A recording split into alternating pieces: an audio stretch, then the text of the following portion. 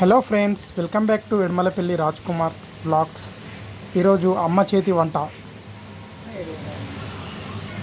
మనము బీరకాయ శనగపప్పు ఎలా చేసుకోవాలో చూద్దాం. ఫస్ట్ శనగపప్పుని కుక్కర్లో 3 విజిల్లు వచ్చేదాకా ఉడకబెట్టుకోవాలి. దాని తర్వాత టమాటాలు, బీరకాయలు, టమాటాలు చారుకి ఇది మనం పసుపు, ఉల్లిగడ్డ, మిరపకాయలు వేసి అదేంటి అల్లం వెల్లుల్లి పేస్ట్ వేసుకోవాలి. ఆ తర్వాత ఇలా వేసుకొని కలుపుకోవాలి. ఆ తర్వాత బీరకాయలు వేసుకోవాలండి. బీరకాయలు వేసుకొని ఇలాగా బీరకాయలు వేసుకొని మంచిగా కలుపుకోండి. ఆ తర్వాత మంట సిమ్లో పెట్టుకోండి.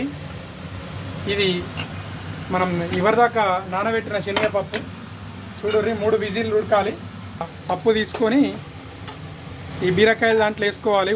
ఉడకబెట్టిన పప్పు 3 విజిల్లు ఇట్లా వేసి దీంట్లో కలుపుకోవాలి.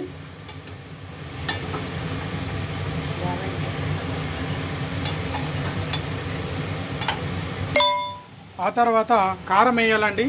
మిర్చి పౌడరు 1 స్పూను లేదా 2 టేబుల్ స్పూను వేసుకుంటే సరిపోతుందండి. ఇలా వేసుకొని మెల్లగా కలుపుకోవాలి.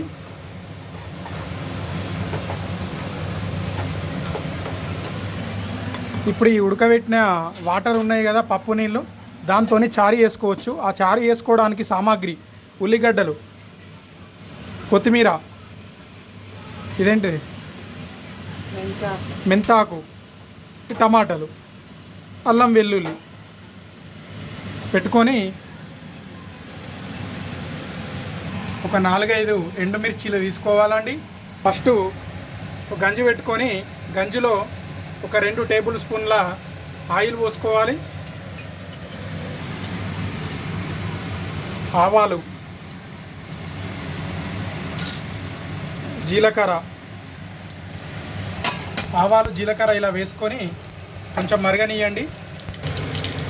కొంచెం వేగిన తర్వాత మనం ఇందాక తీసుకున్న ఎండుమిరపకాయలు తొడిమేలు ఒలిచేసి దాంట్లో తాలింపుకి వేసుకోవాలి.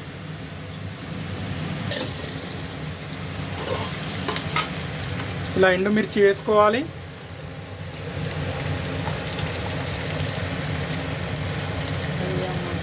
తర్వాత కళ్యామాకు వేసుకోవాలి,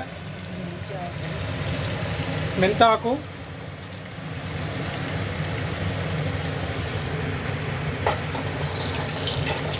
బాగా కలుపుకోవాలి. తర్వాత అల్లం వెల్లుల్లి పేస్టు వేసుకోవాలండి. చిటికెడు పసుపు,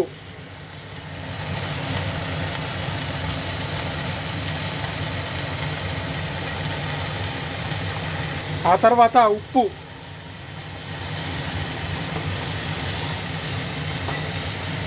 బాగా కలుపుకోవాలండి. కలుపుకున్నాక ఈ నీళ్ళు పోసి బాగా కలుపుకోవాలి. ఆ తర్వాత మనం ఇందాక పప్పు ఉడకబెట్టిన నీళ్ళు దీంట్లో పోయాలండి. చూసారా? పోసినాక మంచిగా మళ్ళీ ఒకసారి కలుపుకొని దాంట్లో టమాటాలు, ఉల్లిగడ్డ, కొత్తిమీర ఇట్లా కలుపుతూ ఉండాలి. ఒక్కొక్కటి మంచిగా రుచికి పడుతుంది. లాస్ట్కు కొత్తిమీర వేయాలండి. ఇదిగోండి చూడండి, చారు బీరకాయ శనగపప్పు చారు రెడీ అయిపోయిందండి. ఒక 20 నిమిషాలు బాగా మరగనివ్వాలి. మరిగినాక చారు వస్తుందండి. కళ్యామాకు, కొత్తిమీర వేసే అయిపోద్ది. ఇదిగోండి బీరకాయ శనగపప్పు చూడండి రెడీ అయిపోయింది. ఇందాక మనం కారం వేసాము, మంచిగా పట్టుకుంది, మంచిగా కలుపుతున్నాము దాన్ని.